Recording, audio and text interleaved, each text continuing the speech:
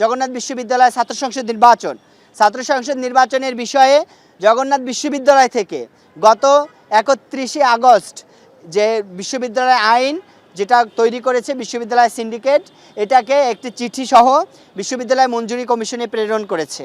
বিশ্ববিদ্যালয় মঞ্জুরি কমিশনে আসার পরে বিশ্ববিদ্যালয় মঞ্জুরি কমিশনে যে আইন কর্মকর্তারা রয়েছেন এবং যে অফিসাররা এবং দায়িত্বপ্রাপ্ত লোকজন রয়েছেন, তারা আমাদের এই আইনটি দেখেছেন এবং পর্যবেক্ষণ করেছেন। বিশ্ববিদ্যালয় মঞ্জুরি কমিশনের অন্যতম দায়িত্বপ্রাপ্ত ব্যক্তি অধ্যাপক ডক্টর তানজিম উদ্দিন খান, তানজিম স্যার আমাদেরকে জানিয়েছেন যে এই আইনের ভিতরে তারা দুটি ভুল পেয়েছেন এবং এই দুটি ভুল সহ তারা আগামীকালকে বিশ্ববিদ্যালয়ে এটি পাঠাবেন এবং বৃহস্পতিবারের ভিতরে বিশ্ববিদ্যালয় এটি যদি ইউজিসিতে পাঠান তাহলে এটা আগামী রবি বা সোমবারের ভিতরে আইন মন্ত্রণালয়ে পাঠানো যাবে। কিন্তু অত্যন্ত দুঃখের বিষয় হলো, আমরা অত্যন্ত দুঃখের সাথে জানাতে চাচ্ছি যে আমাদের বিশ্ববিদ্যালয় মঞ্জুরি কমিশনের মাননীয় চেয়ারম্যান মহোদয় আমাদেরকে জানিয়েছেন যে জগন্নাথ বিশ্ববিদ্যালয় থেকে যে আইনটি বিশ্ববিদ্যালয় মঞ্জুরি কমিশনে পাঠানো হয়েছে এটা অন্যরা জানলেও আমাদের চেয়ারম্যান মহোদয় জানেন না। এটা আমরা মনে করি বিশ্ববিদ্যালয় প্রশাসনের স্পষ্ট ব্যর্থতা এখানে পরিলক্ষিত হচ্ছে।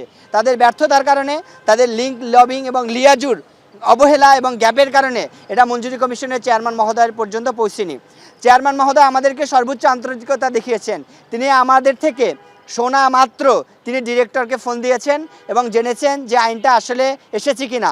তিনি জানার সাথে সাথে আমাদেরকে আশ্বস্ত করেছেন তিনি আগামী সপ্তাহের প্রথম দিকে অর্থাৎ রবি সোমবার মানে আগামী 21-22 তারিখের ভিতরে তিনি এটা আইন মন্ত্রণালয়ে পাঠাবেন এবং আগামী কাল অথবা পরশুদিন তিনি মাননীয় আমাদের প্রধান উপদেষ্টার সাথে সাক্ষাৎ করবেন এবং সাক্ষাতে তিনি জগন্নাথ বিশ্ববিদ্যালয়ের ছাত্র সংসদ নির্বাচনের আইন এবং জগন্নাথ বিশ্ববিদ্যালয়ের শিক্ষার্থীদের আবাসন বৃত্তির বিষয়টি উত্থাপন করবেন।